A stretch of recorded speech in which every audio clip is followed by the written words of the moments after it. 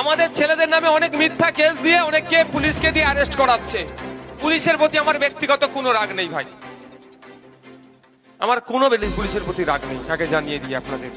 যেটা বলছি, পুলিশকে দিয়ে অ্যারেস্ট করাচ্ছে, আমি আপনাদের বলে রাখি, ওই আজকের পরে দেখবেন একটু তো ডিস্টার্ব বাড়তে পারে। আচ্ছা, জেল খাটতে প্রস্তুত কারা, একটা হাত তুলে দেখান তো। মায়েরা কি জেল খাটবেন না? মায়েরা সবাই প্রস্তুত তো? আপনাদের ভয়টা একটু কাটিয়ে দিই। আজকের পর থেকে হয়তো দেখবেন মিথ্যা কেস দিয়ে পুলিশকে দিয়ে একটু ডিস্টার্ব করাবে শীতকালের সময়।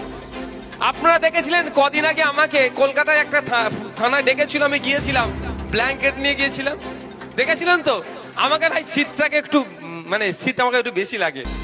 বিশ্বাস নেই এদেরকে, মমতা ব্যানার্জি বা উপর থেকে কোনো নির্দেশ দেবে আপনাকে থাকতে হবে, আমি কেমন কম্বল নিয়ে চলে গেছিলাম, থাকতে বললে আমি থেকে যাব, কি আছে।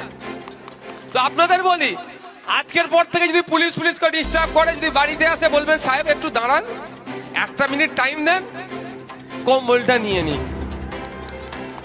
হবে তো নাকি?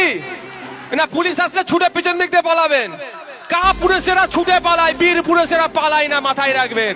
আর আইএসএফ করতে এসেছে কা পুরুষই নয়, বীর পুরুষের মতো মাথা তুলে থাকবো। ওরা চোরে